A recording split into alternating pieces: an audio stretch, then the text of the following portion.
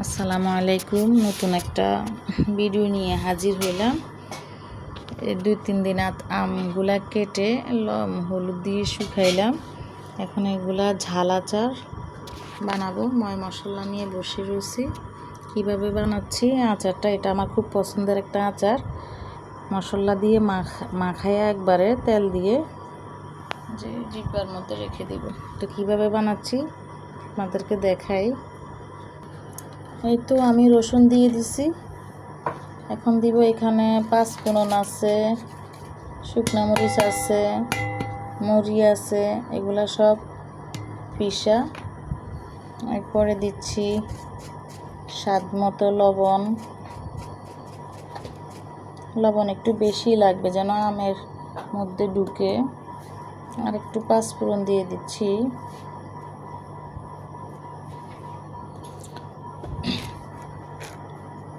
আর একটু মরিচ দিয়ে দিলাম।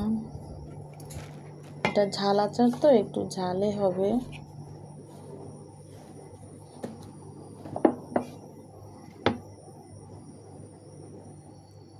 সরিষার তেল দিলাম।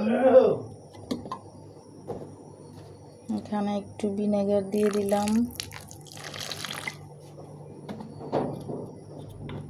তো এগুলো আমি একটু মিক্স করে নিই। রসুনও দিলাম, বড় বড় 2টা রসুন দিলাম।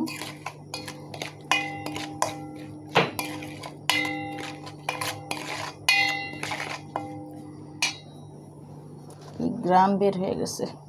বিসমিল্লাহির রহমানির রহিম। এই তো এখন আমগুলা মিশিয়ে নিব। এগুলা রোদে শুকাইছি 2-3 দিন। এখন এটা একদম মিক্স করে ডিব্বার মধ্যে রেখে দিব। এই তো মিক্স করে ফেলতেছি। আসলে এই আচারটা হচ্ছে টক ঝাল। যারা ঝাল লাভার, টক লাভার, তো আমি এই আমের সিজনে আচারটা খুবই পছন্দ করি। এটা আমার পছন্দের একটা আচার। আসলে আচার করা যে কষ্ট, যে প্রসেসিং, যে পরিষ্কার করা, রোদে শুকানো, ধৈর্যের সঙ্গে আচার বানানো,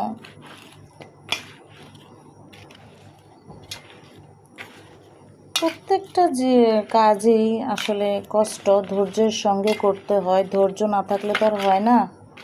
এখন এটা আমার প্রায় মাখা হয়ে গেছে, কমপ্লিট। এখন আমি ডিব্বার মধ্যে এটা উঠাই নিব। এটা এখন তেল এভাবে দিছি, এরপর এটা তেলের মধ্যে ডুবে রাখতে হবে আর কি।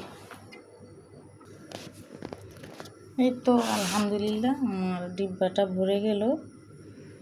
এখন মশলাটা কমপ্লিট করব। মশলাটা দিয়ে আসলে প্রতিটা কাজেই ধৈর্য দরকার। অনেক ধৈর্যের সঙ্গে করলে, ভালোবেসে করলে, তাহলে প্রত্যেকটা জিনিস মজা হয়। ভালোবেসে যদি আলু ভর্তা করা হয় সেটা অনেক মজা হয়, তাই না? ধৈর্যের দরকার। দেখা যায় খাওয়া থেকেও বেশি যে করতে ভালোবাসি, খাওয়াইতে ভালোবাসি, দিতে ভালোবাসি। আমি গরিব হতে পারি, কিন্তু আল্লাহ তাআলা আমার মনটা অনেক বড় দিছে। পারি না, আসলে পারি না, কারোর জন্য কিছুই করতে পারি না। আল্লাহ যদি টাকা পয়সা দিত তাহলে মানুষের জন্য অনেক করতে মন চায়। ভাই বোন, মা, আত্মীয় স্বজন, প্রতিবেশী, সবার জন্য খুব করতে মন চায়। তো আমি এখন এটার মধ্যে তেল ঢেলে দিব। মশলাটা ভালো করে দিয়ে কমপ্লিট করব। 11টা বাজতেছে, আচারটা বানাইতেছি। ভালোবেসে সব কিছু করা, তাই না? ভালোবাসা না থাকলে তো সেই ফজরের সময় উঠছি, সারাদিন কাজ কর্ম ব্যস্ততা, ওই যে আরও আছে আচার, এগুলা এখন আর করব না, রেখে দিব। সারাদিন কাজ কাম, ফজরের সময় যে উঠি, এখন 11টা বাজে। গ্রামের জন্য এটা অনেক রাত। আমি এখন ধৈর্য ধরে ভালোবেসে আচারটা করতেছি। আসলে ভালোবাসা, ধৈর্য, আন্তরিকতা না থাকলে আসলে কোনো কাজে হয় না, তাই না? এই তো আমার সব কিছু কমপ্লিট হয়ে গেছে। সবাই আমার জন্য দোয়া করবেন। মনের মধ্যে অনেক কষ্ট, আল্লাহ তাআলা যেন মনের আশা পূরণ করে। সবার জন্য দোয়া করি, সবাই যেন ভালো থাকে। আসলে সম্পদ থাকলে হয় না, টাকা থাকতে হয়, তাই না? দুনিয়াতে যার টাকা নাই তার কোনো দাম নাই, আর যদি রাস্তার পাগলেরও যদি টাকা থাকে তারও দাম আছে। তো সবাই ভালো থাকবেন, সুস্থ থাকবেন। আমার আচার বানানোর রেসিপিটা কেমন লাগলো? এটা আমার খুবই পছন্দের একটা আচার, সবাইকে দিতে মন চায়, খাওয়াইতে মন চায়, একসাথে